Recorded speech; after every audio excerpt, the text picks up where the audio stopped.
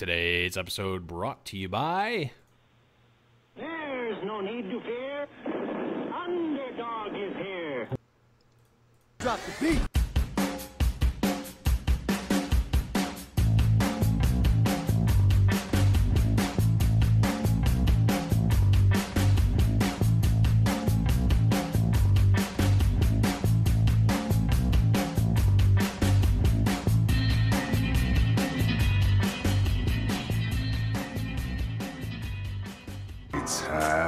Hello, everyone, and welcome to High Noon Podcast, the competitive Overwatch podcast. I am your host, Blevins. With me, as always, is Deathblow. What's up, buddy?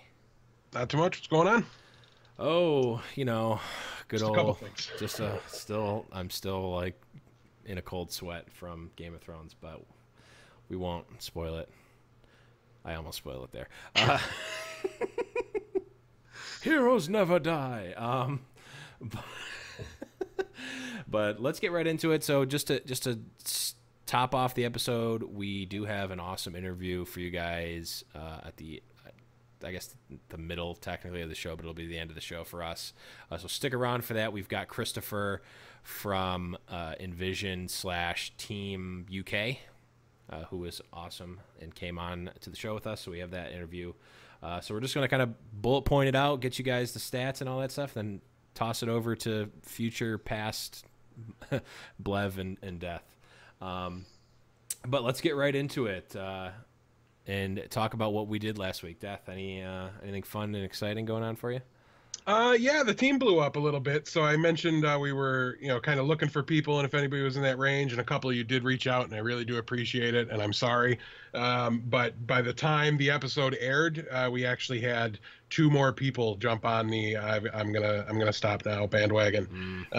So we went from there, and we just decided. I mean, once you lose 3, we could have kept it together and reformed, but it kind of just felt like an opportunity to test the free agent market a little bit and see what people were looking for.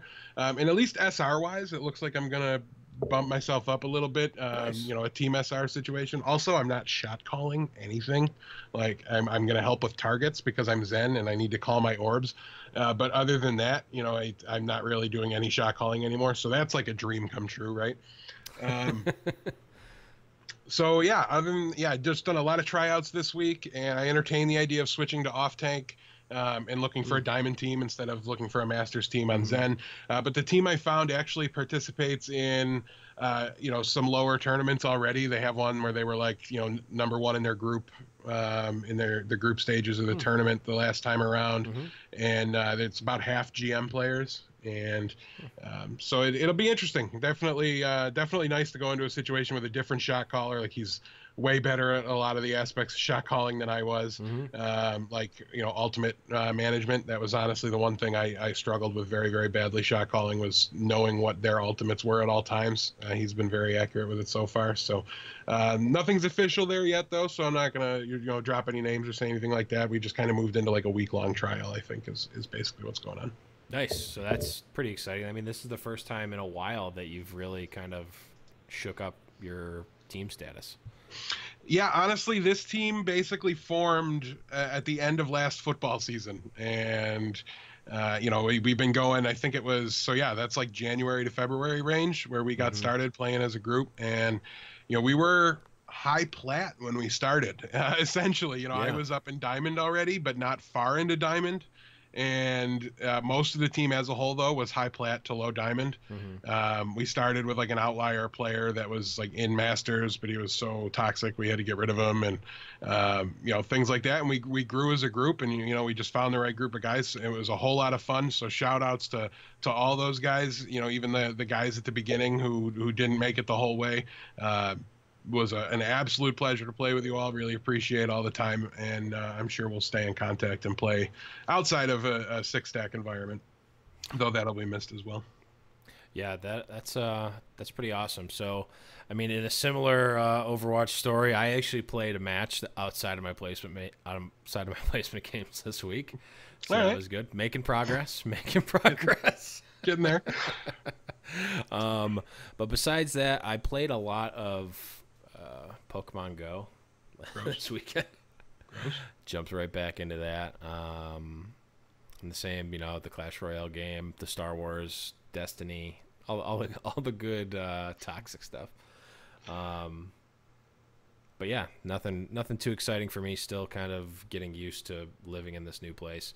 I actually do have a couple of ideas for some new stream stuff. Some of it's going to be Overwatch related. I want to get my stream kind of back up and running at least like 10 hours a week. And I think I can swing it now that I'm kind of settled in my new job, settled a little bit in my new place. Try to swing at least 10 hours a week streaming, in addition to the podcast and the slew of interviews which we've been getting, and transition over to just a huge shout out. I know we mentioned it before, but huge shout outs to A. Smith. Just keeping just like real life round of applause. Just keeping the interview docket just full, just nice and full for us. And really it's one thing's leading to another, is leading to another one, is leading to, and like we've had a great experience, at least from our end. I don't know how they all felt, how they all talk smack about us after they're off the show, but as far as I can tell, all the interviews have gone really great. So huge shout outs to A. Smith, and huge shout outs to everyone we've talked to, Dogman and ChrisTFer. And have we publicly revealed who the other interview is yet? I don't know, but we might as well, because it's recorded, so it's not like you can back out. Yeah, you can't back out. So we also have so last week, if you haven't listened to it, take a listen back to last week. We had Dogman from Kungarna. That was a great interview. This week, in just a few minutes, in a little bit, you're going to hear ChrisTFer from Envision, and who is also the team captain for Team UK's Overwatch World Cup team. And we also got the team captain for Team USA, Jake. So a really nice star-studded lineup, and we have one which we're not going to officially announce because I don't think we have 100% confirmation yet. But you will see me fanboy out. Yeah, you will see Deathblow fanboy out if we get it. And those of you who know the show can probably guess who that is. You pretty much know. Yeah. Also, you'll get confirmation earlier if you join the Discord channel. So head on over to the website, highnoonpodcast.com, and there's a link to the Discord channel right there on the main page. If you go there, we give you guys an opportunity to ask questions. We don't ask them all. We pick a couple that we like and we ask them, and we try to make sure we spread out who gets to ask each time a little bit, so no guarantees you can get a question in, because we don't do super long interviews. If you get them in early, our problem has been like a lot of people have been asking them like right after the interview is over. Yes. So we missed a couple for the last one for that. Yeah, definitely get in the Discord channel or the Discord server early and ask your questions like as early as possible.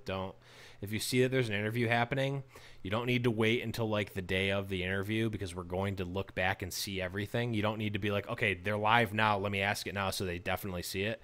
We're not nearly at the point where we're getting spammed with so many questions where it's like, oh, well, it's too far back, it's gone forever now. It's like, no, we're going to look back and check everything. So that's that. But enough on that. Just, again, wrap it up with a huge shout-outs to A. Smith and a huge shout-outs to everyone who has come on the show. And, if any of you guys are listening, you're always welcome back. So just shoot us a message and we'll do that. But let's move right on to my favorite. Well, I don't know. Is it my favorite now that we have more consistent interviews? But I'm still going to consider it my favorite segment of the show. Overwatch Today, Meme of the Week. That's right. The Meme of the Week from Overwatch Today. Check out Overwatch Today on Instagram. You'll always see all the best memes there. And this one, I know it's a little out of character for me. It's not an I need healing meme. Mata. Yep, mata.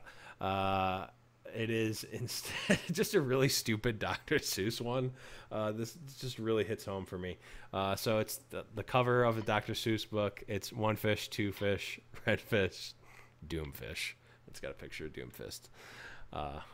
Short and sweet and simple and dumb, just like I like it.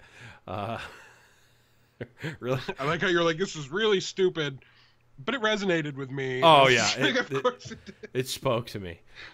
There's really not much more analysis on that. It's dumb and I like it. But I'm sure we'll probably get some more I Need Healing memes in there soon. But let's move on to It's Tournament Talk.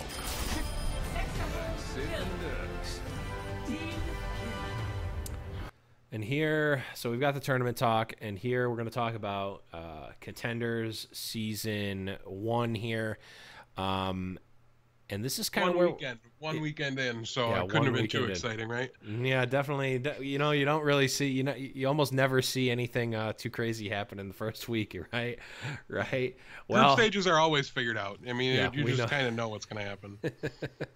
I don't even know. I mean, I know they were joking about it on the cast about how all the casters were like 2 for 7 in terms of their match predictions. They were miserable, yeah. And so would I have been. Too. Oh, yeah, not to blame them for it. This was an insane. If you don't know, the reason this is why the show has been brought to you by Underdog. Wouldn't have picked that one. Wouldn't have picked that one. Probably would have picked that one. That would have been a coin, and then I guess the EU is kind of a coin flip for me. But yeah, no, let's. And this is kind of where we brought in today's episode is brought to you by Underdog. Which we'll get to in just a second, but I'll just run through these on the NA side real quick. We had FaZe Clan take down FNRGFE 3-1. I mean, I guess that's kind of an upset, right? Not.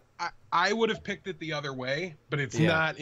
There's some insane results coming. Like if you didn't watch this weekend, we're about to blow your mind, and I'm not really exaggerating too much. Yeah. It was a pretty crazy weekend. This one I would have picked the other way, but that's partially because I didn't know how FaZe would gel with the roster changes that they made. There's a couple swaps here, and definitely, we're going to talk a little bit about a couple of the roster moves that were made down the line, leading up to this event, but there was a ton of them, and I'm about 99% sure we missed some, probably some big ones because they were so quick. Some of them were unannounced. They just, we had to release the rosters for Contenders all at once, and we just kind of got a bunch of them dropped on us at once. So right. And our apologies if we missed any, but we did have a couple that kind of formally came across the regular news feeds that we follow, and so we're going to highlight those ones. But yeah.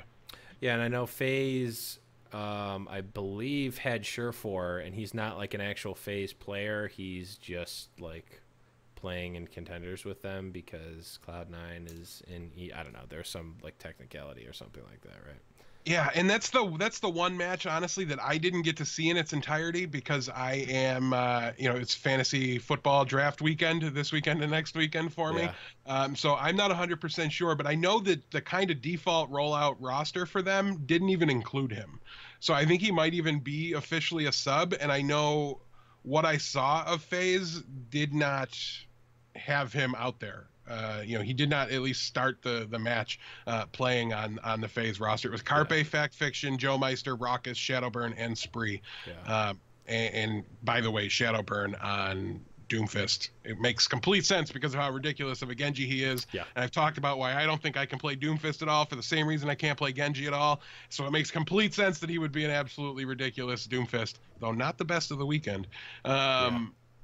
And I mean, it's just so keep an eye on that because this weekend really is going to kind of a lot of the upsets and the things we're going to talk about is defined by the teams that were ready for Doomfist and the teams that were wrong about Doomfist. And I really kind of noticed that as a bit of a theme, not in every match, obviously, but definitely a lot more shakeups on the overall. But yeah, back to this match in particular, 3-1 for FaZe Clan, FNRGFE.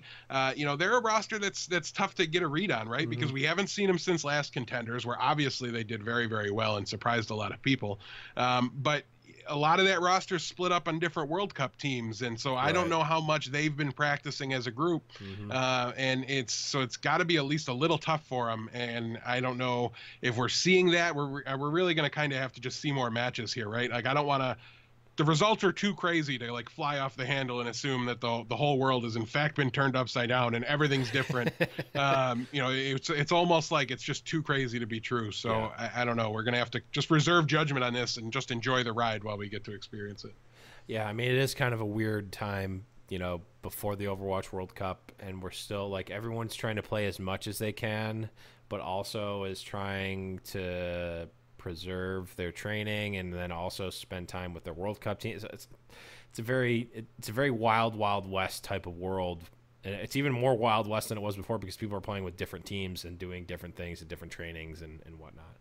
And we'll hear ChrisTFer elaborate on that a little bit too in the interview later when he talks about his current position with Envision and things like that. And I don't want to give anything away. Just keep an ear out for it and how that kind of ties into exactly what Blevins is talking about right now. Yeah, but so yeah, I think I agree with you. I probably would have swapped the results just as a blind pick, and also you really can't bet on FaZe for a tournament going in blind because they've just been so streaky historically. It's like some games they'll come out, or some tournaments they'll come out and just crush, and then other ones you're just like, wow, I can't believe they're even still a team. Right. So it's hard to pick FaZe as they're like one of the least consistent teams, at least historically. But let's move on to a match that may, I probably would have picked the other team to win, but I wouldn't be surprised if one team won over the other. But I am surprised that it was a 4-0 of Kungarna versus Renegades, which, by the way, is friend of the show Dogman versus friend of the show Mangachu. So it was a win-win for High Noon, but Kungarna and Dogman ended up taking that one down 4-0. Yeah, and that's only going to be kind of a thing that's going to be rare for only a couple more weeks, I think, here going forward. But to at least have friend of the show versus friend of the show, that'll probably start to happen a lot since A. Smith's so good at his job. Yeah. Can't thank you enough, and we're going to keep shouting you out, I'm sure.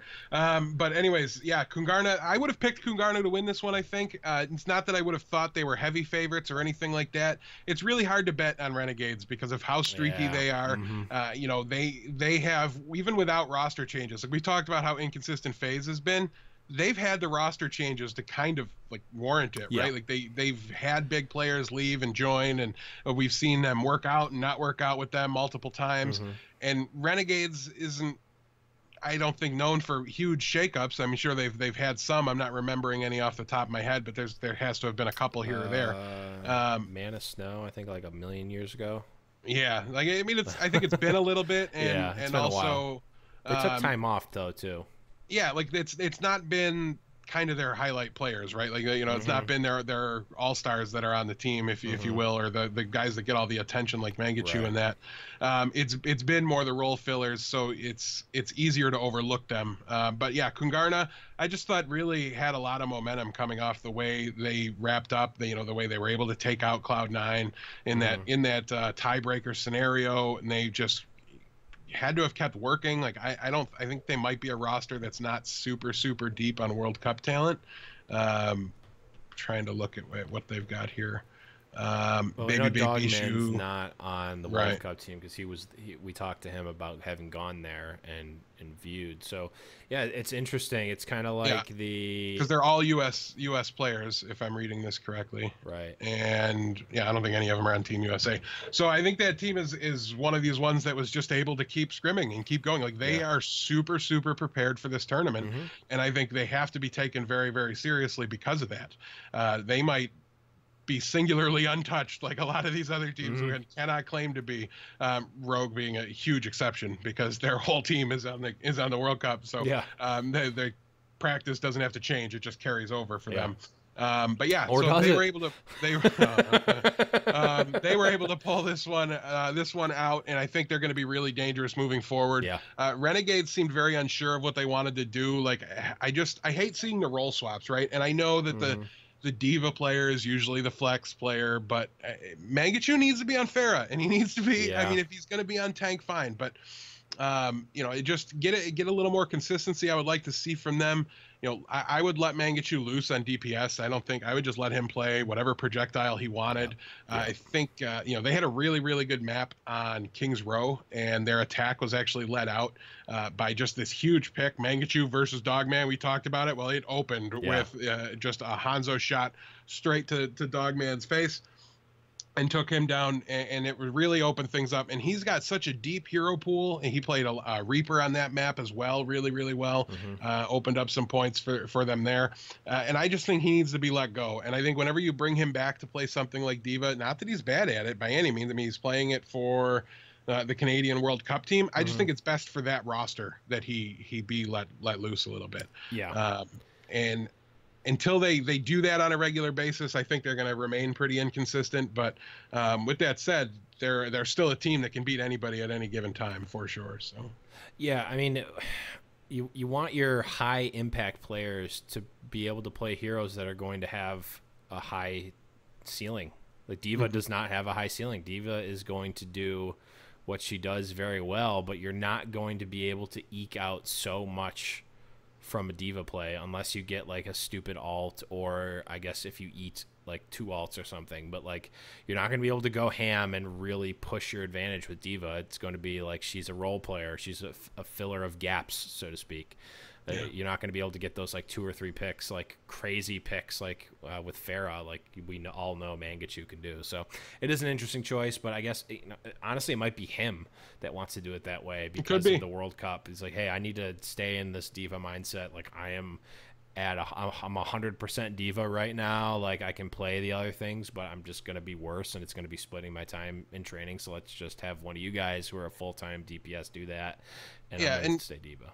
And to be fair, I mean, he spent a lot of time on the other things in this tournament, but I just feel like when you bring him off at really any point, like I'm just saying, I don't want to see it ever anymore. Like, I just completely take it away from him. I feel like the team should do that as a whole. It might be for their benefit. Now, they have to have a reason for it, right? You know, so they're not gonna, just change because I wish they would, obviously. But yeah, I don't know. That's just kind of my takeaway from it when I see it, and it could just be me being stubborn and wanting to see, a player I love play Farah, play Farah. But hey, I do watch as a fan more than I do an analyst at the moment, right. And that's what we bring to the show. We're coming to you guys as fans. We're fanalists. Yeah, fanalist, exactly. Yeah, perfect. There's a new word That's to describe dramatically better than anything could have ever come up with. So dramatically better. And also, for what it's worth, we were going to be happy with whomever won that match. So yes, take that for what it's worth as well. But I don't know if I could have said that for this next match before we interviewed ChrisTFer, and this is where the Underdog really came through to shine, and we will talk more about this match with ChrisTFer. But Envision took out Rogue 3-1, and I did say that correcely. That is I think it was probably a week ago. And guys, please don't tell ChrisTFer this. We didn't give them any credit whatsoever. Zero. Like we were outright and vocally upset that it wasn't LG Evil. Yeah. If not on the show, it was definitely in Discord. So I won't try to backtrack from it or hide it. I was really kind of upset. I'm like thinking to myself, why would Envision go when you could just give it to Cloud9 or like give it to one of those teams that didn't make it that probably should have over these guys? And super happy to be proven wrong, because I can't think of a more fun experience than watching that match. To be perfectly, I mean, it was just amazing to see 3-1. And guys, keep an eye out for that interview. We actually recorded it after the Jake interview. We're playing it today because we got to literally one day after it happened go, hey, ChrisTFer, shotcaller of Envision, can you tell us what exactly you guys saw in Rogue and were able to like, that's literally a question I asked him in the interview. So make sure you check that out, and we'll just move right along here. I think we don't need to go any more into that. We talk about it at length, so you'll get that in just a few minutes. But moving right along, this match I think is still kind of, well, I don't know, it's telling. I think we've been waiting for this one for a while. To kind of see what the old regime of NA versus the kind of new wave is. We saw Team Envious 4-0 Immortals. And, Immortals has kind of taken their moniker as one of the best teams in NA, with the asterisk of while Envious is not in NA. And Envy came back home, and Daddy was mad, I guess, and just stomped them. Yeah, it was hard to know there exactly to me what to take from it moving forward. this is one of those situations where I think both teams are pretty equally affected by the World Cup bug. Maybe honestly, Envious might be a little underrepresented in the world. I mean, considering how good as a team they are. Right. I think it's just Chips and Taimu. Yeah. Because I don't think Coco went. But anyways, we won't worry about that too much. Just Envy is still going to be a really strong team, and mechanically, they're probably one of the better teams out, like one of, if not the best teams outside of Korea mechanically. Yeah. That exists, and I think we saw that in combination with they just seemed on the ball. They ran a good variety of comps, but. And Immortals didn't. I don't think they got beat 4-0, but it's not like I don't think like they embarrassed themselves or you know what I mean. I don't think it was. I don't remember it as being just this complete whitewashing. It was very early in the process, and I had just an absolutely crazy weekend, so I'm struggling to remember many details of that match at all. But yeah, it's just Envy's the favorite when they come back, and that's why we're so upset they go there. Not that we don't want them to have the success of playing in the bigger tournaments overseas, but because they're the cream of the crop over here, and we want to see how they match up against everybody else. We want to see, I really want to see Envision play against them. I'm just going to say it. I really want to see that happen. Can you imagine if next weekend we're talking about Envision being 2-0 with wins over Envious and Rogue? Mind blown. I won't even know what to do. There's definitely not another team that's not in Korea that would have that trophy, so to speak. I don't think there's a team period that has beat both Envy and Rogue that's not in Korea. I can't definitively say that there's one out there. I mean, if you look at Rogue specifically as the Dynasty Rogue, not necessarily the old Rogue, right? Although maybe, well, no, the waters get really murky because it's like old IDDQD and Maidong. Yeah, you thought we could go another episode without talking about Maidong, but here we are. It's brought up in all the podcasts, by the way. Yeah. Periodically, I've done every now and then, all the podcasts just want to bring up that team every now and then. What team? Maidong, I'm pretty sure. Yeah. No, Maidong. Yeah, so I would. I mean, I don't think it exists. I mean, someone can prove me wrong, but I can't think of anyone off the top of my head that has beat both Envy and Rogue while they were, established as the Dynasty teams. Yeah, I'm comfortable calling it saying no active roster because they all changed last week. So no one who wasn't on Envy or Rogue at some point. Definitely no active roster. That's not Korean, because they both lost in what's it called? The only one might have had a chance basically to kind of put a bow on the conversation is Cloud9 when they had their run. They were, I think, was that right at release that they were just like undefeated, or was that before?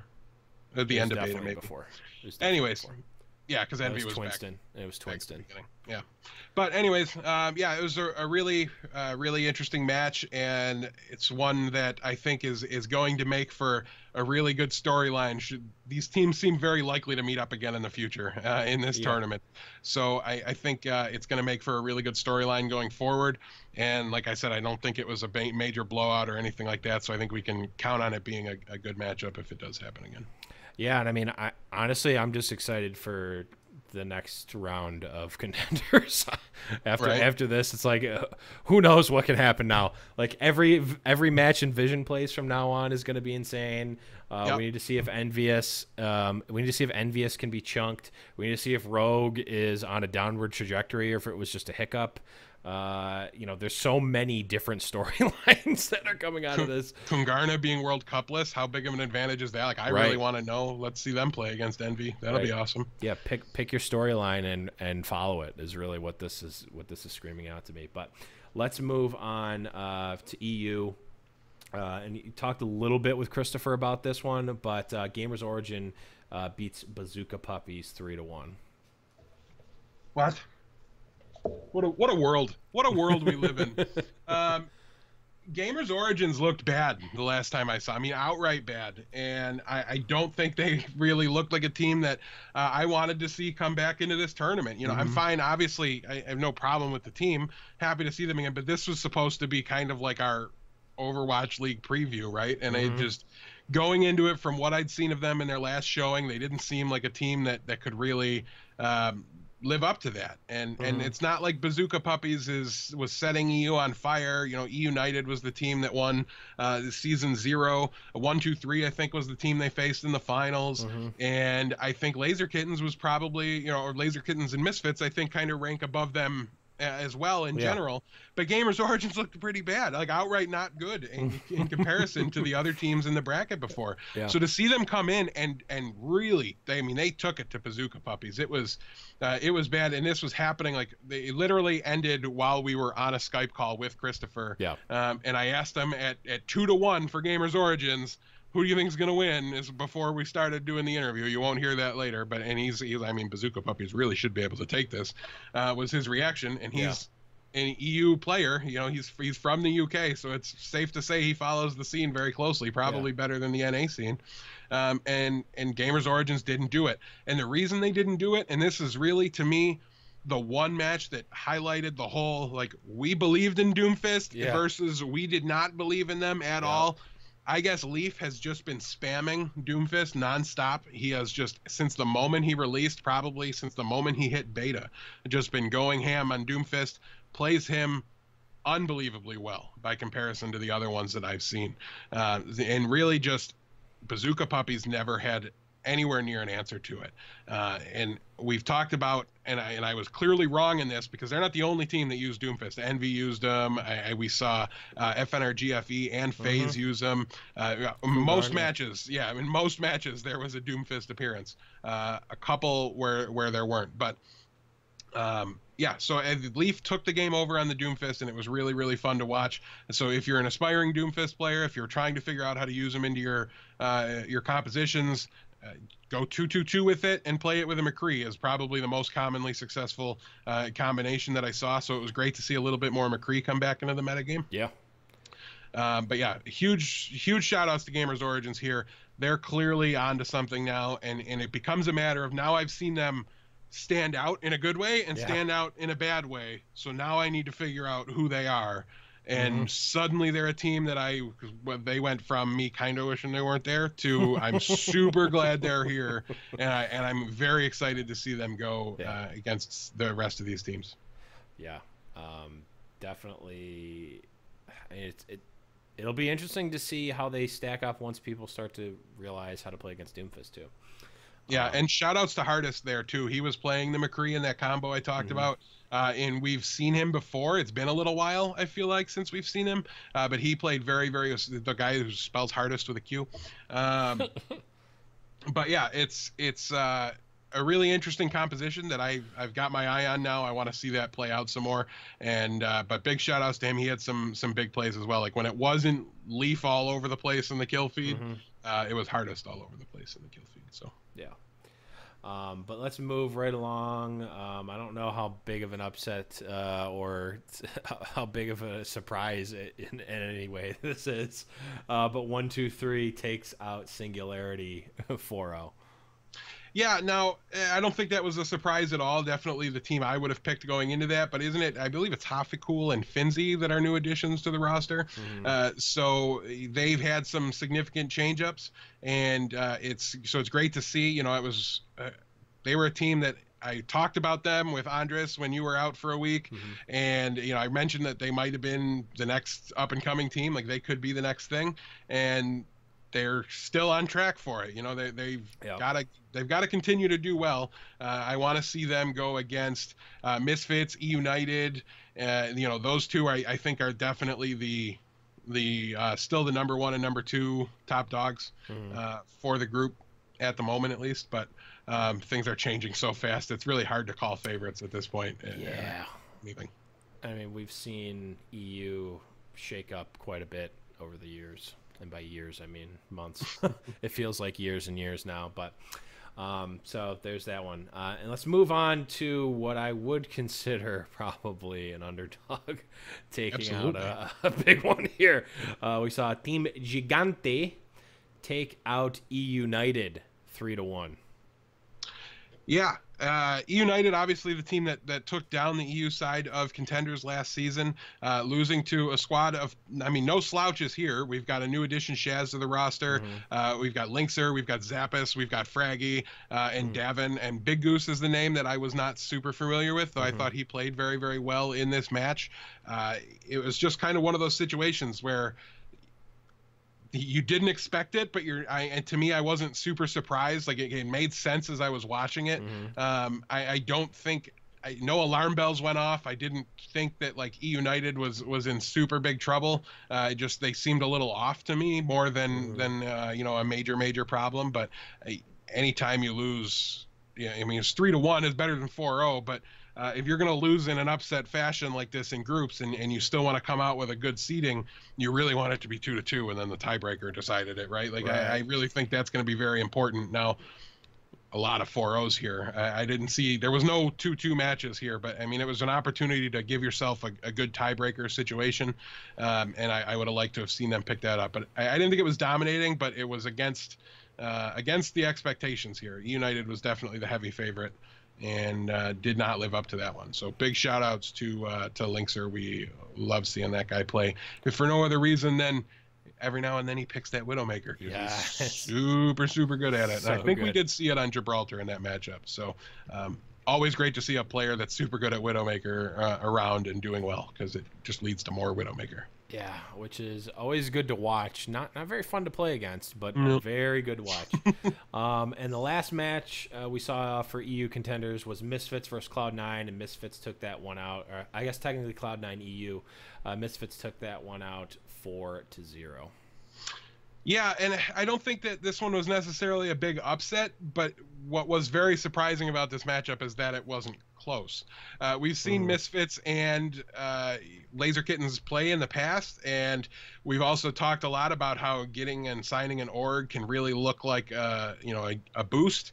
And give a team a boost and a lift, and we didn't see that here. And that's definitely something we really wanted to see out of the Laser Kittens roster. Now Cloud9, it's going to be weird to get used to that, but I guess I'm looking at the icon. So, but yeah, it's just weird mentioning Cloud9 in the EU conversation, and that I'm definitely going to have to get used to. Because that's where they're going to be Overwatch. That's their home for Overwatch. So, and I know. If you're a Cloud9 fan, if you're a London fan, if you're watching this roster because you think it might get signed to your city and be what you're going to do, that was probably a disheartening performance. But I got to say, watching it, this is another one where it was like kind of like the Immortals matchup, right? Like they got beat, and they got beat well, but it wasn't it wasn't like they were just awful. I didn't get that impression watching it that there was like this major problem.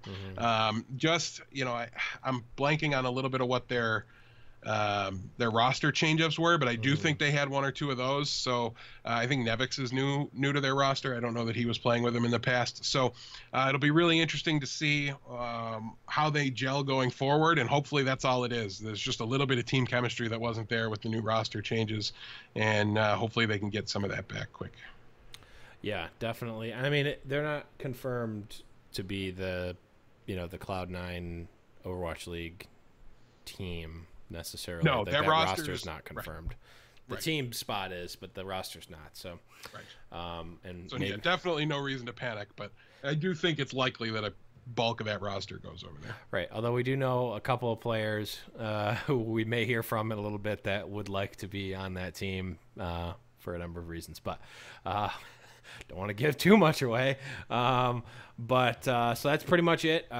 Honestly, I think in terms of first weeks for a tournament series, this has got to be one of the most exciting week ones we've ever seen.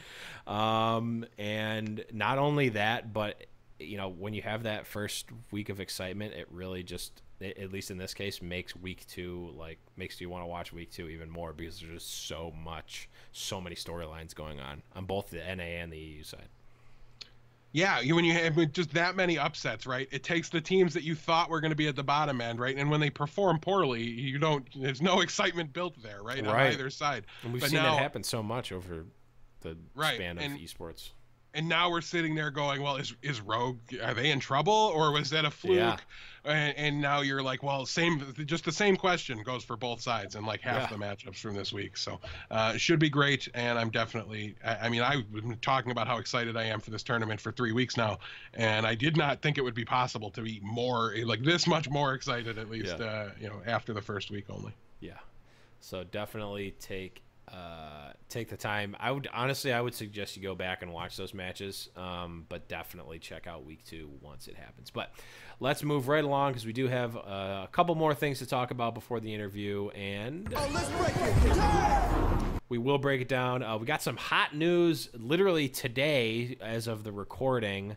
So Monday, our past podcast world time. We've got Junkertown, which is going to be a new Overwatch map. It is a payload map, or escort as it's technically called, in the world, or not the world, I believe it's in Australia, the Outback, the, I guess, home city, town, village, compound, whatever you want to call it, of Junkrat and Roadhog.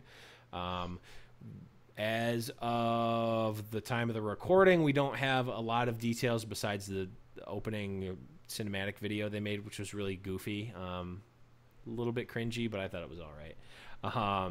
But there will be more details today for podcast listeners, aka Wednesday. So check that out. We'll probably get some more, maybe like a reveal video or something, and people going through it, and maybe a time when it's going to be released on PTR, etc.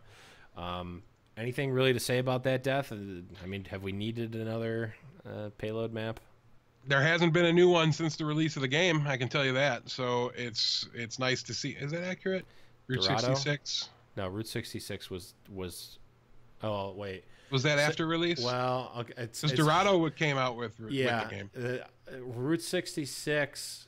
I don't remember if it was with the release. No, it was with the release of the game. It wasn't an original one from the reveal of the game, but technically since the release, which is just hard for us old timers to remember when that distinction actually is. Yeah. Because Ilios, I believe, was the first map after the release. Oh, yeah, we won't say that with confidence, but it's the first payload map in a while. Let's say. There you go. And it's got a really interesting feel to it.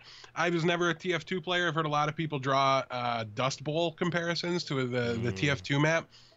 And I know that was heavily involved in the competitive scene for TF2, as that's one of the only maps I can recall seeing, highlights for and things like that. So, if you're coming from TF2, hopefully you see that connection and appreciate it and aren't mad at me. I'm sorry if somebody else made the connection. I just thought I'd pass it along. But I think it's definitely interesting, and as long as it's not King of the Hill, I was going to be pretty happy with it. It wasn't going to be 2CP again because they just did it. But yeah, and I honestly probably quicker than I thought. I guess that's my biggest takeaway, is a little faster than I thought. I feel like we're still adjusting to Horizon Lunar Colony, and we're already talking about Junkertown. So hopefully that means Hammond is coming up soon. Woo! Let's hope. Or, maybe Hammond will never be released. But we already have the concept. It's going to be a jockey from Left 4 Dead. Yeah. But you just jump on people's backs and apply healing bandages. Yeah, either apply healing or slow/damage to other people. I like it. Easy game, easy life. But we also got news that the Seoul Overwatch League team will pick up Lunatic High. Surprise, surprise. I think it is a bit of surprise. I mean, they're the best team in the world, so I did expect them to at least stay together mostly as a group. But it's a conversation. We have to look at this, right? Because we've talked about whether, region locking wasn't forced on people. Right. But if the entirety of Lunatic High is coming in and they only pick up some Korean players, they region lock themselves. So I think they left a little bit on the table, right? They're first. So it makes sense to grab and pick up the bulk of the roster, but I'm curious what they're going to do with the next spots. What are they going to bring in some American talent, or are they going to bring in some European talent? I think that would be important for them to bring in, because if nothing else, you have to prepare for your opponents, right?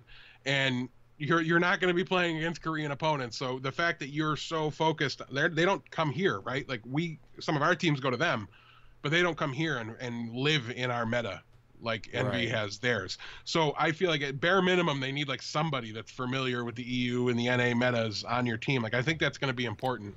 Yeah, I mean, maybe. I just think like there's just no way. Like, so if I'm a player, I'm on Lunatic High, and the only way I would think about not going like let's just reverse it. If I got an offer from the Korean team, the amount of pay they would have to give me to live in Korea versus like any state in the US would have to be significantly more. Like, okay, by but what a if wide you were margin. a weeb and a professional gamer? And it was like where you wanted to live anyways, because I think that's going to be but true do they for want like to live in half America? of them. Who? The Koreans. The Lunatic High guys? Yeah. That's a one-time thing, and your housing's taken care of. Like they're going to literally provide you with housing. Like you don't need to move, you don't need to find an apartment. You just got to go Right. live somewhere else for 3 months. But I think the region I've done locking, that. right, which is fine, and I think the region locking themselves makes sense because especially if English isn't your first language, like the Lunatic High team is going to be better together than any one of them are going to be on like a random EU team because there's going to be the language barrier. I mean, I'll agree with that for their chance of success in the first season, but as somebody that would look at this very differently, I wouldn't care about the first season if I was owning a team in the Overwatch League. Like my strategy would be, I would have a 3-year plan. I would have a 3-year plan, but I think I would focus very heavily on the first season because you want to be the first Overwatch League champion. Yeah, I think I'd rather that's a be big thing. I'd rather be the 2nd, 3rd, 4th, 5th, and 6th. Yeah, I would too. But I think like, is there that big of a difference between having an actual player that is from EU but not playing them, just having them as like an analyst or something, or like having scouts or watching the tape of the EU and NA metas for Overwatch League? Yeah. Maybe. Like I would, if I needed to know about the Korean metagame, I would want to go get somebody from Lunatic High. Here's the other thing. They have 6 more slots they can fill. Well, that's what I'm saying. And so it's interesting in the sense like, and maybe not surprising, but this move was interesting in the sense that it sets the stage where I think what their next move is super important. Not that like somebody was going to want to keep this roster together, right? Like they're pretty universally thought to be the best team in the world. So somebody was going to want to keep them together, and they were going to want to stay together. So if they wanted to go to the league, they were going to want to go together. So I'm not surprised they stuck together and went with their hometown city. I'm just think it's interesting to see what they do going forward with this. Sure. Is because they could very well and very easily, and I don't think there's a lot of people that would think it was a mistake, just go 7 through 10, just grab the next best. You go get Kongdu Panthera 7 through 12. You know what I mean? I think that would be silly. But I think there's a lot of people, and we think very similarly because of how often we talk Overwatch together. But I think there's a lot of people out there that would call that a super team and unbeatable and the best possible. Like nobody stands a chance. And I would say, yeah, you're probably right the first year, but I don't know that stays true the second year and the third year. I think it would be a hard sell to Kongdu Panthera. Oh, it would be. There's no doubt about that because nobody wants to sign up for that. But if they could pull it off, sure. You know, that would be, I think most people would think the best case scenario, and I'm not sure that is. So I'm very curious to see what they do with the rest of the group. I think I would much rather have Lunatic High and Envious as your 12. Yeah. Yeah, and we're going to talk. That might be unbeatable. Yeah, and I think that's something, and that plays very well into what ChrisTFer said, so I think we can use that as our stopping point for this conversation. Yeah. And we talked to ChrisTFer about what you're going to do with 7 through 12 on the roster, and he had an interesting thing I never even thought of. We'll leave that for you guys to go, and it would play very well into that conversation. Yeah. So we'll move right along. Just a couple of roster shakeups. So we saw Zuppy leave Gigante for Misfits, and then Shaz, who was formerly on EU Hammers, takes a spot on Gigante. We confirmed that ChrisTFer is joining Envision for Contenders, and Kolsty is going to Rogue as their 7th man. So those are a couple of things. We also, I mean, we have, Surefour is in a new home. I think he's backing up for, was it FaZe? Oh my God. It's FaZe, yeah. Yeah, it is FaZe. Backing up for FaZe, but I'm pretty sure he's still technically with Cloud9. Yeah, and signed with Cloud9 in some capacity. Yeah, and that's another reason we're skipping some of these things, is because we don't know for sure that their roster moves, and you guys all know by now what the situation is of trying to sign a contract in Overwatch at the moment, with everything about to blow up in the next month or two for Overwatch League. Things are a little crazy. So, and we even got a little bit of insight from as to the kind of weirdness and the awkwardness of the timing from ChrisTFer too. Yeah. But I think we should just move forward and go into the patch notes. What do you think? Yeah, let's go right into the patch notes. Death, do you have them up? I do, yes. Okay, yeah. So to start us off, Junkrat's getting a buff here. He is getting the ability to hold on to 2 concussive mines now. So he's going to charge them up, and he can throw them rapid fire. And that means you can throw one on the ground, you can let it recharge, you can use it to jump, you can jump again, and you can jump again. So you're going to have a triple jump now on Junkrat. So it's going to be really interesting from that standpoint. Also, he's just going to have a little bit more.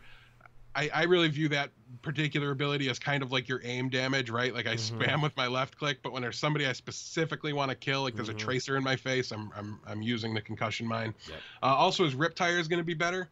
The tire movement speed has been increased by 30%, and there is no longer a time limit when wall climbing. Which I didn't know there was a time limit on wall climbing. Yeah, I didn't know either. I'm only memeing when I'm on Junkrat. I'm not like trying to figure out how his abilities do and the limits of everything. But yeah, so essentially they're trying to give him a little bit more versatility and usability and viability in every sense of the word, because he's been pretty bad right now. There's some mixed reviews about how good that double concussion mine is. I personally, I don't care. He's still going to be bad. But I do think the tire change has a chance to give him a home, right? It's going to be a lot harder to kill that tire. Right now, people with pretty good aim just have no problems taking it out. Yeah. So it'll be really interesting to see if the tire gives him kind of that niche role. I just want one map where it's okay. And like 1 in 4 times we see the map, we see a Junkrat would be great. Yeah. And if they can get him there, I'll be all for it. No matter what with the changes, somebody's going to do it as a meme once. For sure. So we'll see. And actually, our interview with Jake kind of breaks it down pretty well as to what he thinks about about Junkrat too. So. Yeah, and we're making sure we go through these because we asked both Jake and ChrisTFer to weigh in on these changes. So we wanted to make sure we told you what the changes were before you had to listen to that. Yeah. Moving along, though, Orisa is getting a buff here as well. She's getting a fusion driver projectile speed increase, or left click speed increase of 20%. So she's going to significantly, I think, be a better damage source, a more reliable source of damage here. It's not a fire rate increase, so it's not going to be a huge overall DPS increase if your aim is perfect. But nobody's aim's perfect. Have you ever seen IDDQD play? I have, and he plays hit scan. So that's a little different. The projectile speed change is real, and I think it's definitely a buff. It'll be a little just easier to hit your shots essentially now. Protective barrier, the size of it is being increased, so her shield is going to be 20% bigger than it was before. The shape of it has also been changed to allow for more coverage from enemies that are below the barrier. Interesting. Trying to think of when that scenario came up where they're like, you know what, this is a problem. If you're on one of the platforms in Volskaya, I guess. I don't know. Oh yeah, you could probably put it so that like there's an opening underneath, so it's probably just gonna like round out down a little bit. I mean, I guess if you're on any sort of platform, you can. Yeah. Yeah. Weird though. I didn't know it was a problem, but if it's a problem, I'm glad they're taking care of it. I barely ever played Orisa. Yeah, I think she might have a chance to see a little play, probably more than just occasionally on that one King of the Hill point in Nepal. But I think, what is that called? Shrine? I'm so bad at that map's names. It's ridiculous. Roadhog, though, gets his buff, and now his Take a Breather can now be used while moving, so you can vape and walk at the same time. It doesn't even slow you down. We talked about this a while ago. Yeah, they talked about wanting to do something like this, but now it's officially in the patch notes here and on PTR. No, I mean, we talked about it a while ago. Like, I'm pretty sure I suggested this a while ago. And I think he probably said, doesn't really, it's not going to be that good. And I think everybody agrees with that so far. Yeah, but his damage taken will also, his damage taken while healing has been reduced by 50%. Yeah. So this is their effort to make him more of a defensive hero, considering he's a tank and had 0 defensive abilities. And I think it's sloppy and weird. And just go let him kill people again. I think it'll be fine. Widowmaker gets a change. Grappling Hook has its cooldown reduced from 12 seconds to 8 seconds. And Venom Mine targets that are affected by the poison damage over time are now visible through walls to the Widowmaker only. So another interesting change. It's a small one because people sure do hate when Widowmaker's super, super good. But there needs to, I think there should be a little more room. Like somebody that's nutty on Widowmaker should be able to take over a game. And right now, even if you're nutty on it, it's not guaranteed enough to me that you're just taking over the game. So hopefully a little more mobility should give her the ability to do that.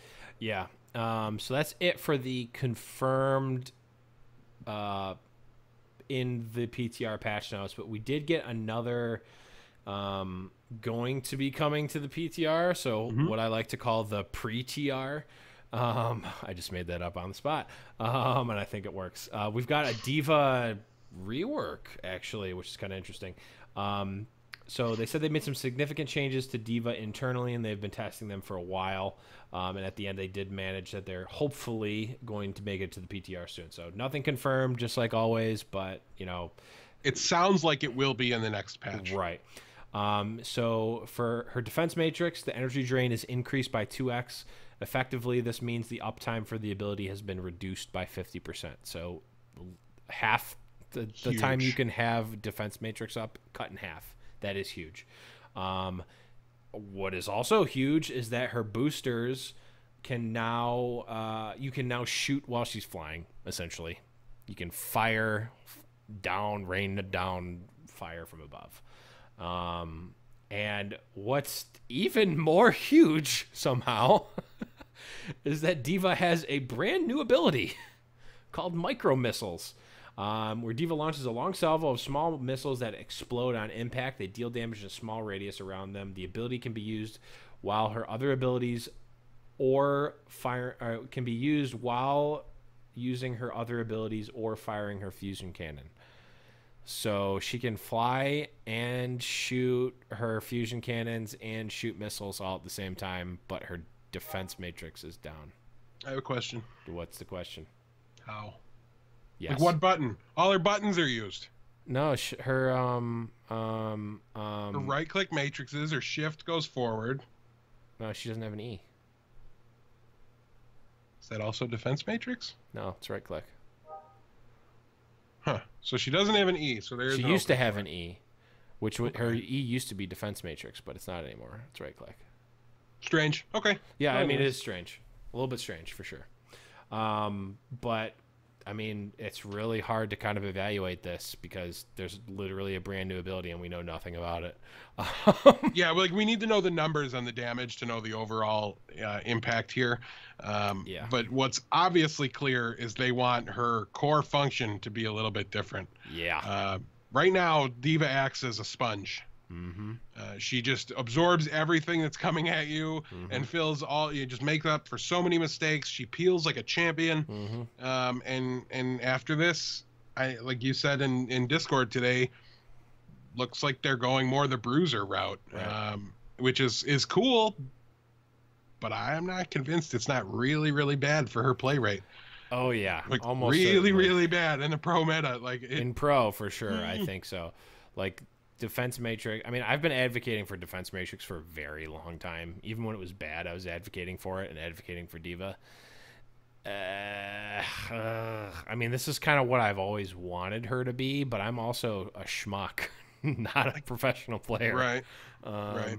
Like I think it'll be way easier to like take over a game as D.Va when you're solo queuing, and like you'll fill up the kill feed a lot better, presuming those rockets aren't completely useless. I mean, I'm already getting like gold damage and gold kills with D.Va most of the time.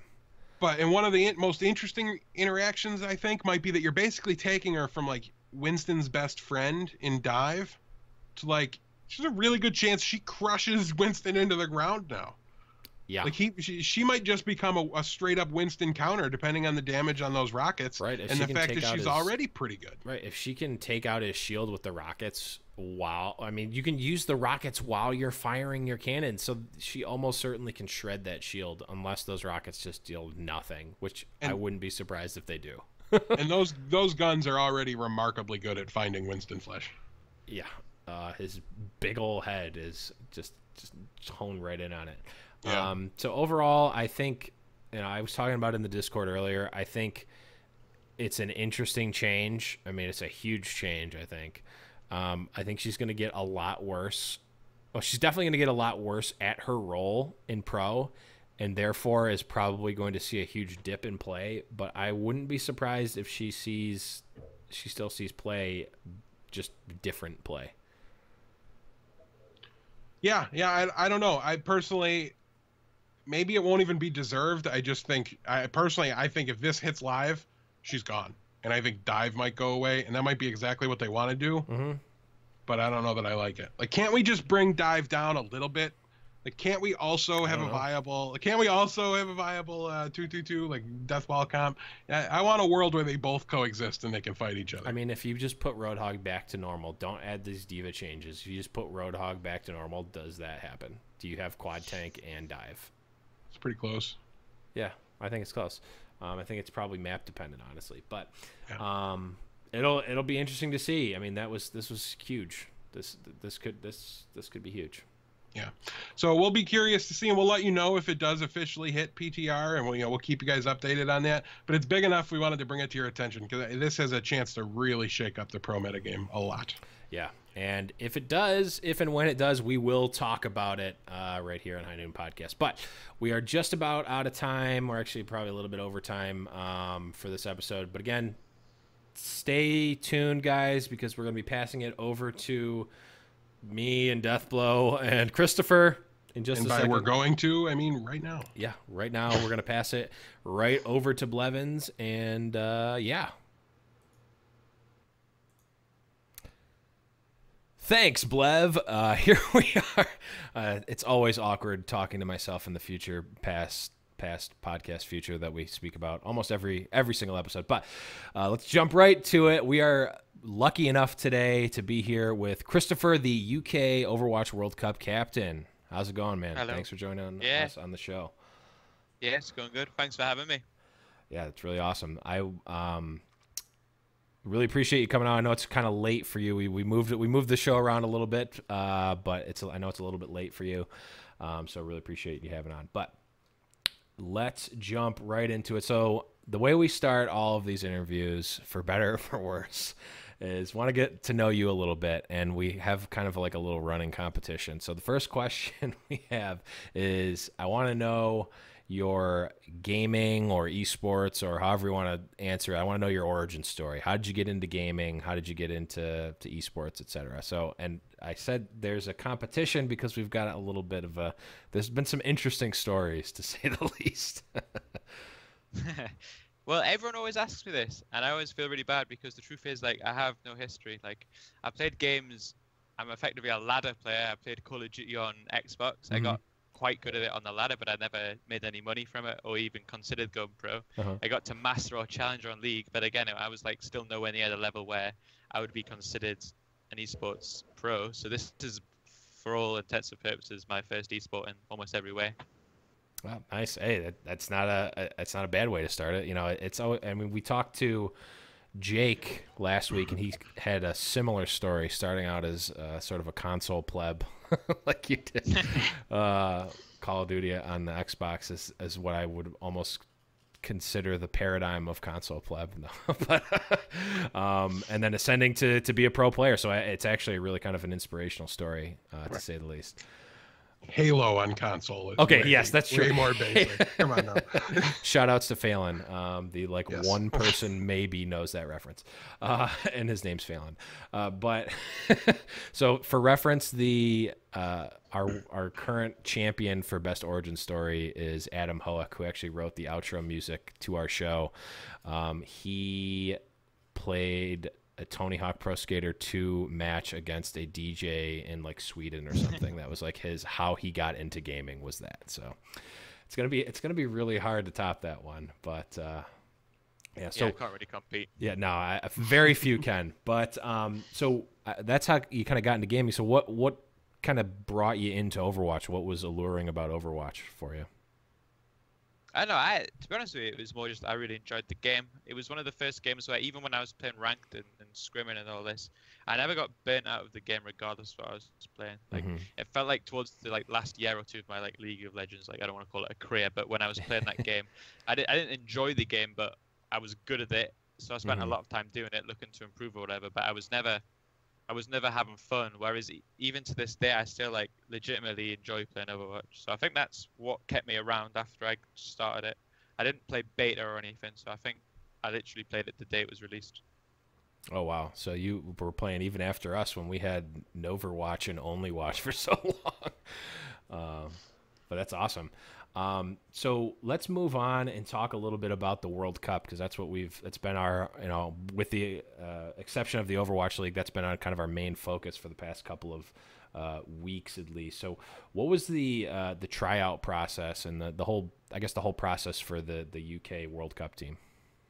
So the UK doesn't necessarily have an insane depth of talent. So I think the way the committee decided that there was 8 players for 6 positions. I think the initial idea was to have KYB and Mikey fight each other for the tracer position, and then me and Numlocked were going to trial against each other for the tank position. But what ended up happening was KYB was in Korea with laser kittens at the time, so it was just physically impossible, time zones and ping. He couldn't play for the first month we were looking to scrim. And I think Numlocked was in America. He was with NRG at the time, so he was in a similar boat. So there effectively was no trial process. The 2 people we were contesting ended up just having to drop out just because it wasn't functional for them to be able to play. Interesting. Yeah, it's really awesome. You guys kind of, and especially considering how well coordinated you guys are. Yeah. I believe you didn't even drop a single map throughout the group stages, in the qualifiers. So obviously that's really great to see. And it's always nice to kind of see that happenstance, you know what I mean? Just the circumstances can kind of bring the right group of people together, even when you're not kind of they talk a lot about the US team, and they had we were talking to Jake, and they had enough people to basically do internal scrims 6 on 6, and they were even able to sub additional people in and out to trial, and so it's great to see that countries were able to match that level of cohesion and teamwork with less selection. I think that speaks volumes to the future success of the World Cup, and the fact that we'll likely get to see it stick around.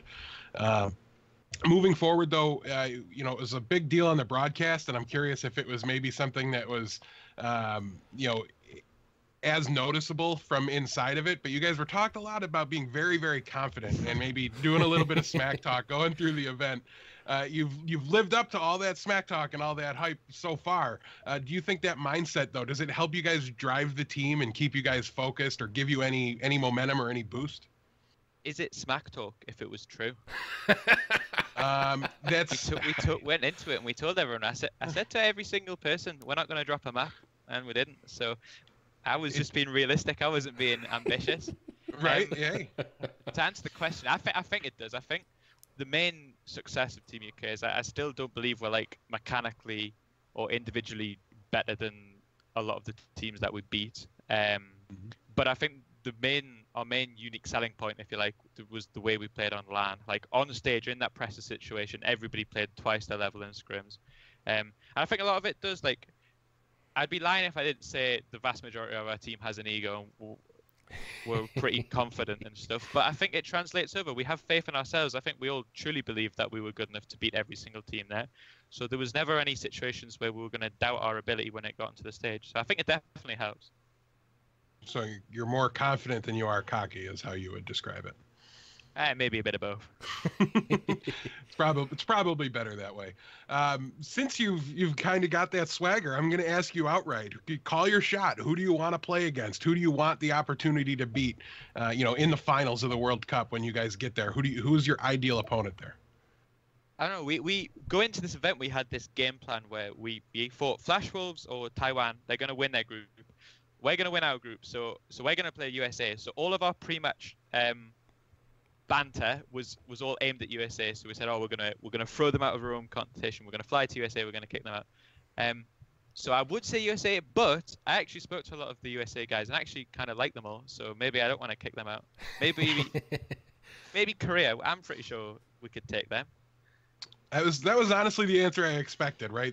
Who doesn't want to beat the presumptive favorite, right? You know, that's probably the best storyline, but I wasn't sure if you guys ever forgave us for that war or not, so I had to. It's also always nice to beat someone at home. It's just always nice to come in and beat them at home too. Right. Although you can't root against USA on the show, just as a rule. We forgot to mention that. So the crowd was legitimately insane. Like, we were in the back scrimming during USA games, and you can't hear because the crowd's that loud.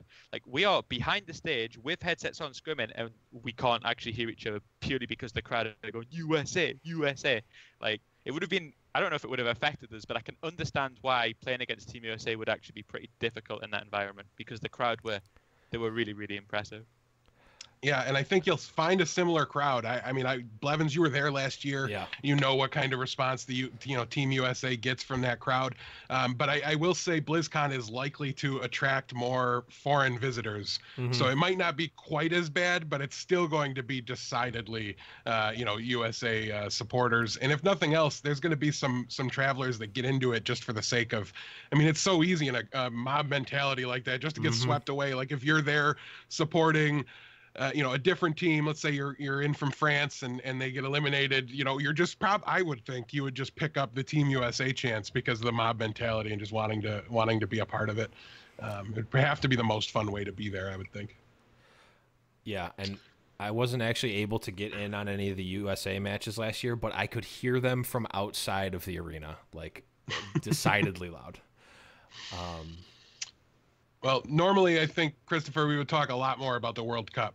But we were awake yesterday and we saw what happened. So I think we want to move things over a little bit here and talk more about, you've recently joined the Envision roster. So Blevins, why don't you kick us off and ask him some questions about that? Yeah, just tell us a little bit about, how you got onto the Envision roster and kind of talk a little bit more about what your current position there is. Are you officially signed, still trialing, et cetera? Like what's the 411 on Envision for you? So I'm not on Envision. I'm not signed. I'm not contracted or anything like that. I know the situation was the Overwatch Contenders had a deadline where we had to submit a roster lock, and I'd played I think it was 4 hours in total of Envision back when I was in America, and we were speaking, and the manager of the team was like, "Yo, are we able to get you to sign on?" And my initial fear was I really don't want to sign a contract and lock myself into a team after playing with them for 4 hours. So we kind of came to the compromise where I was going to play with them for the first week or so of Contenders, not getting paid or anything, just almost as a sub/trial. So that's where I am right now. I guess I'm going to have a meeting with Envision people at some point, and we'll figure some stuff out. It's still a pretty rough spot for me personally because I'm somewhat scared about burning potential bridges, so I'm gonna have to figure it out at some point. So as of right now, I'm technically, I guess, still a free agent. Gotcha. Yeah, and I know, and I'm sure you've had a lot more of these conversations, obviously, than we have, but it's kind of a touchy spot just in terms of where Overwatch esports is with the league starting and Contenders and all that. So, I mean, yeah, I think every single player wants to be in Overwatch League. So signing for a team that might not get an Overwatch League spot, that's risky business for your career. So it's I'll have to figure out. I'm still not entirely sure where my future lies. Well, we'll talk more about the Envision's potential Overwatch League participation later. But yeah, I definitely think if anybody gives you any hard time for making a decision, you just put them in contact with us and we'll explain that it's a business decision. It's not personal. Calm down. Don't be mad at the guy. Yeah, we'll help you out in any way we can. We're two big bearded guys with baseball bats that can settle any scores for friends of the podcast. That's true. Most people are not willing to argue with me face to face. It's a fact. That is true. So I guess we'll move a little bit off of the business side of it because it's, a little bit of a touchy subject and there's, just not a whole heck of a lot, more to say about it. But well, in terms of like getting on the same page with the new roster, how did that go? Obviously joining a team, playing with them for not that long. How has that been going? How did you get on the same page? It was I don't know, it wasn't easy for sure. I think I on Envision have been like calling like the vast majority of it, or at least in the tournament games, I was calling 90% of stuff. So it wasn't necessarily like me getting on their page, more them getting on my page type thing. But the boys on Envision are actually like really excellent. They're so willing to listen. They're so willing. Like whatever I said, they were like, yeah, I'm okay with that. There was never any backlash or disagreement over my strategy. There was like the only problem, the main teething problem was on certain maps and certain things, they wanted to play stuff like Fire and Mercy. And what I'm saying to them is like, in the history of my Overwatch career, I've never played on a team which ever even attempted to run Fire and Mercy. So I was saying to them, I'm really struggling to shot call Fire and Mercy because I have no like experience. So we ended up like sitting in a custom game in this. They outlined how this comp should be played, how they want to call the strats and stuff. I think that was really helpful. Yeah, I guess that's something that you just might not think of. It's like, oh yeah, Fair Mercy. It's like, yeah, just play it. And it's like, well, when you have to coordinate the battle strategy of the whole team, if you don't have expert advice on it, it's kind of awkward. Yeah, for sure. I don't really like even as Winston, I'm like, do I dive? Do I wait for Farah to rocket someone? Like, I'm still like, who do you even dive if it's Farah versus Mercy? Like, which, like, do you want me to dive the Diva? I'm not sure. Like, it's out of my comfort zone, to be fair. Gotcha. But, it seems to have been working out so far, at least. And just talk a little bit about how, how coaching has got you. Has coaching helped? Has it been, kind of a binding force for you guys? Or, what's your experience with coaching so far? I don't know. It's hard to say. I guess Kirby was the main coach who I worked with for like 4 or 5 months at Hammers, and I got on really well with him. It feels like in Overwatch at the moment, you either have a coach which knows the game but doesn't understand the concept of coaching, or you have a coach who understands coaching, but when you ask his opinion, what was this good in game? What's your thoughts on the meta, this struggle? So I think Overwatch has it right now. Maybe teams need to start trying to bring on one of each. You have like a head coach and an analyst. I think maybe that's. I'm almost certain that's how teams are going to start to operate in Overwatch League. But I think that's probably where things need to go. Gotcha. So it's really kind of, there's a spot right now in Overwatch where there's a lot of good intentioned people that have one half of the equation, but not a lot of people that have both. Gotcha. Although in fairness to Envision, they have 2 or 3 coaching staff, and I think they actually do a pretty good job of separating the workload. So I guess Envision have got it down. Nice. And so, Death, do you want to move into the sad for me, but really exciting, I'm sure, for ChrisTFer match against Rogue? Yeah, so coming off the heels of that big win yesterday, you guys were able to take, I believe it was 3-1, the final score there for your match.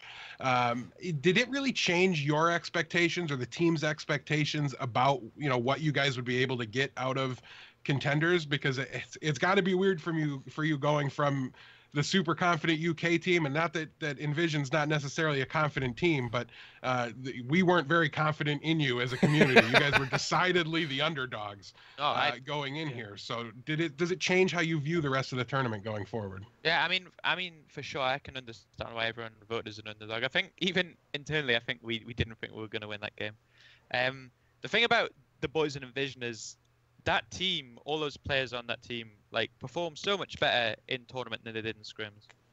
Like, we weren't performing that great in scrims, and I think a lot of the boys on that team really, really took to the pressure situation. Like, especially once we started to get rolling, people started to click in the head. Whoa, we could win this series. This is like, we could be the 1 in 32-1 or whatever we were. Like, we could be the ones to stop this streak. I think that was the main thing. Like, going forward in the tournament, I have no idea. I'm way more confident about it now, seeing I've experienced these guys in a pressure situation, and they're all excellent in it. So I think, it's distinctly possible we could take down more teams down the line. Get some of that swagger back. Give them something to talk about on the desk. Do some smack talking on Twitter. I think it'll help you. It'll at least help you. I mean, we've seen it. You thrive in that environment. So Yeah. I think it would be really fun to see you guys flip the script and quickly become the favorites with another big win. So I'll definitely be rooting for that. But continuing to focus on the Rogue matchup. You guys said internally maybe you were a little less than confident, at the beginning when it started, but there had to have been something that you guys identified and saw throughout the match. Was it, I'm not asking you to necessarily call out any specific players on the Rogue team that maybe you thought you could beat up, but maybe a position or a role that you thought, you guys were able to gain some advantage on? I know. I feel like the way Rogue, the comps they were running and stuff, Nox was so abusable. Like, he would jump in and we'd just like, oh, well, let's shoot him. And then there was no Diva Matrix because they're so stubborn about running it. So, I mean, I guess he was abused. I think, honestly, everyone outside of Soon will probably tell you they underperformed. I don't know how Rogue's practice has been. I don't know if they're in a situation like us where we've only been practicing like 3 days in the lead up to this Contenders series. Although I'm trying to think, they were all in Shanghai, so it's possible they've been practicing longer. But I don't know. Like, I don't know how Windsor stuff at Quake is affecting their practice, so I don't want to think too much into it. But I think we identified that second round on Cough, where we matched them dive versus dive, and we outplayed them with ultimates, and we made better decisions than them and all this. That was when I was thinking, you know what, these guys are here for the taking. There's no way we can't beat these guys. All right, great. One last thing here to kind of talk about that match and to put a bow on it. When Kungarna took down C9 in the qualifier for Season 0, they had that tiebreaker. Kungarna actually released video of their tape from recording that matchup, and we got to hear their comms, and it was insanely hectic. I mean, there was just nonstop screaming, and once they won, everybody blew up. What were the comms like during that match as you guys pulled out the win at the end on Gibraltar? Yeah, they were pretty similar. Yeah. For me personally, I'm back in England now, so I'm in my family house. So this game's happening at 12 o'clock in the evening at my time, and I've actually been shot calling, but I've had to whisper my way through it because I can't bear to wake up my mum, otherwise she'd belt me or something. So I'm sitting there, and everyone else on their team speaks popping off, let's go, and I'm like, yay guys, good job. I had to really keep it on a even keel. That's awesome. I wonder if that's a trend. Are the UK guys, are you guys all really conscious of waking up people in your household? We got I've seen Sideshow, he always casts his tournaments from his shed and outside on the coast. Yeah. It just seems you guys are a really respectful group. I'm starting to notice that about you guys. Maybe that's it. Maybe that's it. At least about sleep, you guys definitely respect everybody's sleep. Yeah, no, I would be screaming at all hours of the night for sure. Would risk getting kicked out of my apartment. Don't care. You haven't met my mum though.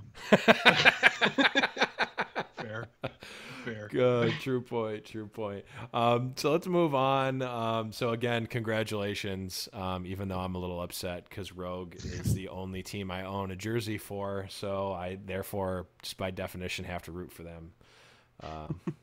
So disappointed that they got taken out. But let's move on to Overwatch League. And I don't know how much we should look into this. I don't know how much you know about it, but we saw a tweet from Scott Tester, a.k.a. Bare Hands, who is associated with the New York City Overwatch League team, that just said, okay, Envision, I see you. Is there anything to read into that? Do you know anything about it? Is there anything you can say on that? I've been playing with these boys for 4 days now, so I know absolutely zero about any internal working on Envision. I know the 5 players I'm playing with. I know the coaches, and that's literally all I know. So I have absolutely no idea. Yeah, maybe Bare Hands is just. Is he not scouting for that specific team? So maybe he's. Well, yeah, that's why. Yeah. That so maybe he's going to be their team manager. Yeah. Maybe he looked at some of the performances from the boys, and then maybe that's. He did shout out McGravy specifically. McGravy's a really, really talented guy. He's super good. Really stood on his head yesterday. Super underrated. Excellent communication. Super clutch plays. Really, really good player. But here's the thing: if you did know something and they didn't want you to say anything, you would have said that exact line. So who knows? Yeah, I mean, who knows? So we're still going to read between the lines. Yeah. You can't, you There's can't not- turn us. We love wild speculation here. Literally Envision's nothing in New you York could- confirmed. Yeah. Right. You heard it here first, folks. It wasn't unconfirmed. That's all I'll say. But It's like we can Moving just hear like forward- the streets of New York City in the background of your camera. That's why. Oh yeah, your camera didn't work. Yeah. Oh sure. Yeah. It's like you just see like the bare Empire hands. State No, Building. don't talk to me now. I'm on a podcast. Yeah, I'll talk to you after. You like see the Empire State Building in the background of your camera. It's like, oh yeah, sure. Your built-in laptop camera all of a sudden doesn't work. Yeah. Oh sure. Very convenient. I'm beginning a little more seriously on the OWL topic. It sounds like from some previous answers, you're definitely looking that way and aspiring to be there. Is there a dream org or city or both that you really want to play in? I mean, and this isn't even a lie to point in any direction, but I've actually supported Cloud9 like as an esports org from my League of Legends days. So when I saw they bought the London spot, I felt like this is almost too perfect for me. I'm UK. they're UK. This is the team I support. So I guess for almost always they would be the dream organization to play for me.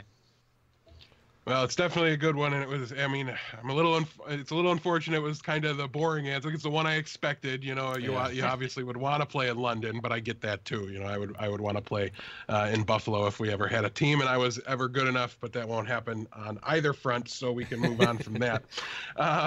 Now, this is something we asked Jake previously in an interview that I don't even know. You might actually be aired before him, so who knows which one actually the repeat is. But how do you imagine teams, we've gotten the announcement that teams are going to be able to carry 12 people on their roster in the league. And I'm very curious to see what basically any pro player that'll answer the question for me, what they think teams will do to utilize the 7th through the 12th mans on the roster. Are they going to be more developmental, rotating subs, or how do you think teams are going to handle that? It's an interesting question. I don't know. I think the important thing is to work out how in Overwatch League you're going to be allowed to sub out players. Is between maps you're actually going to be allowed to say, you 6, get off this stage now, I'm bringing in 6 more. Is that like something, or are you going to be limited to one sub like they are in OGN? I think, in my opinion, there's 2 ways you could work it. You could do it like the Koreans, where you have like a 7, an 8, or a 9-man roster, where you have your core players who probably are doing all the decision making and the communication, and then you just pick and choose your like mechanical players depending on which heroes are good on a certain map, etc. Or the other direction that I think teams should probably consider is like just full on building 2 sister teams. You have 6 one, 6 on the other, and then if you can get them to play completely different styles, like imagine preparing for a team and you finish map 1, Right. and then you sub out 6 players, and then these other 6 players of equal talent come in, and they play a completely different style. Like I can imagine that makes it very, very difficult to play against. Yeah, That that would would be be crazy. definitely interesting. That would be crazy. The ultimate curveball, really. Yeah. It's like, And as long as, surprise like, new sec- team. Yeah. When all of a sudden like more metas become viable and there's more heroes in the game, I could honestly see something like that working. Well, I personally have a couple more minutes before I've got to run, and I don't want to let you off the hook too easy. So I've got a couple more questions that really weren't on the list that I wouldn't mind asking you if you guys still got a couple minutes. Yeah, sure. Go ahead. All right. So as we're seeing here, it literally happened minutes ago that Gamers Origin was able to pull out their map win against Bazooka Puppies here. I'm sorry, their match win against Bazooka Puppies in Contenders. And it's really been kind of a weekend of upsets. And you guys were at the forefront of that yesterday. And now I think this one was almost equally as mind blowing. I mean, maybe Bazooka Puppies wasn't quite on the level of Rogue, you know what I mean, in the expectations game going into it, but what do you attribute to the recent success? I mean, we have Doomfist just being allowed today, and definitely in the Gamers Origins match, they used it better, and it didn't seem like Bazooka Puppies was ready for it. Can you give any insight as to why we might be seeing that now? Is there something about Doomfist in particular, something about the way teams prepare? Well, from what people tell me in ranked and in scrims, Leaf has been spamming Doomfist since it's released. Like all he's playing. So I guess there's like, I don't want to say cheese, but there's an element of surprise where you have this guy who's like ridiculously prepared on Doomfist. He plays it 24/7, completely understands the hero, and like which teams in Europe are scrimming with Doomfist right now? So for Bazooka Puppies, I can imagine it's really difficult to prepare against that when you haven't played against anyone with the understanding that that Leaf has. Although, like, when you call it an upset, I'm not convinced. Like, I don't know. Maybe it's just me, but I feel like these two teams are probably going to be in the bottom three come the bottom of the split. So maybe it's not that huge an upset overall. Yeah, like there was the higher end team wasn't as high up as before, but Yeah. I don't know. I guess Gamers Origins, just the last time I saw them, maybe it's just recency bias, so they just really didn't look that good to me, and I might have just been judging them, too harshly off of the last time I saw them. But definitely interesting to see. And Leaf, like you said, I mean, I really didn't expect Doomfist to make a big impact because I didn't expect players to be able to play him that well. It's not that I thought the hero was bad. It was just he seems like a really high skill cap, hard to optimize hero. So I didn't necessarily expect teams to be able to come in and just out of the gate like this, just be able to play him so well. So that was definitely very surprising. Yeah, no doubt. And the last thing I have for you is we've got a round of patch notes coming out. One of them is a slight Doomfist nerf. We also have some Widowmaker, Roadhog, Junkrat changes. Anything in particular you're eyeing in the next meta that you think has a really big chance to shake things up? Roadhog's still trash. Doomfist nerfs I'm okay with. I think they're probably fair. Junkrat changes, I'm not convinced it'll do much.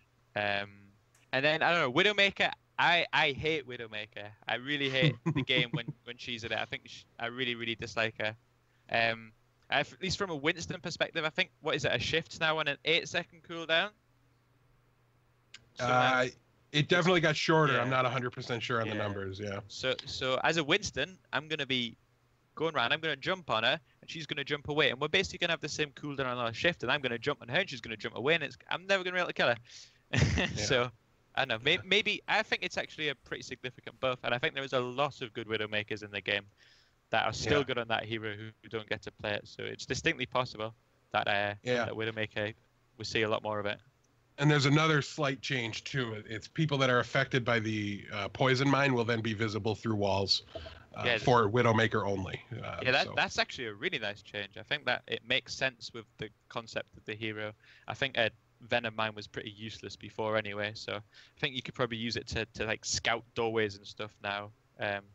Makes it really scary to peek a doorway if you know you've been poisoned, because you know that her scope's already on your head.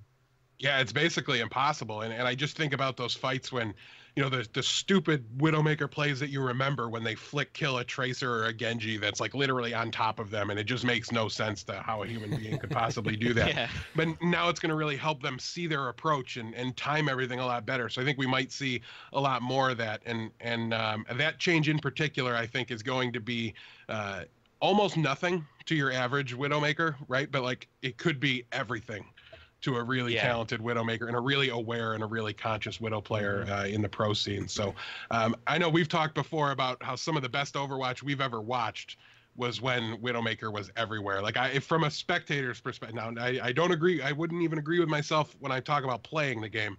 But from a spectating standpoint, like Widowmaker is a really dynamic and really fun hero to see show up. So I'm definitely hoping it comes back. There is so many players in this game at the professional level who are just dying to get the opportunity to play this hero. You can already see certain people, like when they tell I'm gonna go Widowmaker. There is so many people who would love for this hero to become viable again.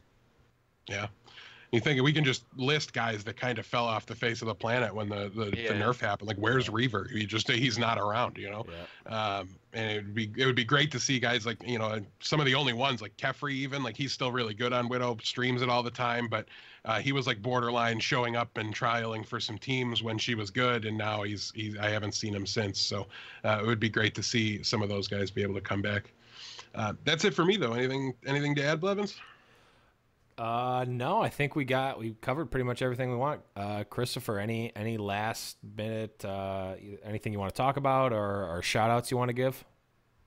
No, just thanks for having me. Thanks for all the support I've been getting over the last week. My Twitter's been blown up, and I genuinely do appreciate it. So thank you. No problem. We definitely appreciate you coming on. Shout outs to A Smith for having the foresight to reach out to you before the Rogue match even happened, and it just for everything to be scheduled in just like the most timely way possible. I challenged somebody to get an interview with you out faster than we potentially could after that win. So really appreciate you. He did. Yeah, he was all over grabbing you for an interview, and big thanks to him. And big thanks to you as well for taking the time. And I don't even know what time it is over there, but it couldn't have been super convenient for you. So we definitely appreciate it. Right. Yeah. No worries. And if we bothered your mother, just tell her that High Noon apologizes, and I'll send it your way. Yeah, if we can get an interview. Don't do not do that. You said something about a belt. I don't want anything to do with it. She's a Doomfist main in real life. She will just come over and just beat us down. But all right, ChrisTFer. Well, huge thanks again for coming on. Do you want to throw out your places where people can find you and follow you and all that good stuff? ChrisTFer OW on Twitter. You'll find everything you need to know about me on there. Awesome. Well, thanks again, ChrisTFer, and we are going to pass it back to the past future podcast world.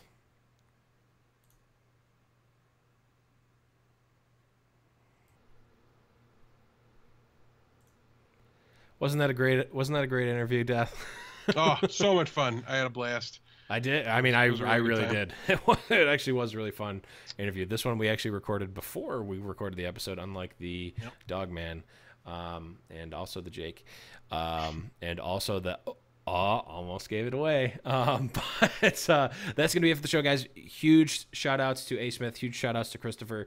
Huge shout outs to everyone who's come on the show. If you are a professional player or involved in Overwatch League in any capacity and you like the show and you want to talk to us on the show, reach out to us. Join the Discord channel. Shoot us a message. Even if you're not a pro player, just join the Discord channel. Hop on in. We talk about stuff all the time. It's really fun. I'm just going to say it. We officially have a Discord name color for pro players, so we do have them jump in from time to time, so that's fun. You can actually talk directly with them. You can talk directly with us, although you can pretty much always do that. But that's going to be it. Death, any last minute shout outs or anything? No, as always, you can find all of our contact information on highnoonpodcast.com. There's a host page with all our personal contact information as well. But yeah, that's pretty much it. Awesome. So, guys, again, huge thanks. Thank you for watching. Huge shout-outs to Matcherino for sponsoring our SoundCloud. So all the SoundCloud listeners, make sure to thank Matcherino right down there. Huge shout-outs to Adam Hoek, who put together the awesome McCree outro song that you're going to hear in just a second. Remember, you can always go to highnoonpodcast.com and find all the good stuff there, all the good goods. Make sure you join the Discord as well. But that's going to be it, guys. I am the Blevins for Deathblow. Remember, it's high noon. Got his boots and he put on his hat. He threw the coin away that same day. It's in his past and he's not looking back. He says, finding mine now, God's my way. He's not good, but he sure ain't bad. He'll make amends for the sins that he has. He says, I'll change the world one bullet at a time. I find mine. One shot, one kill. Heroes never die.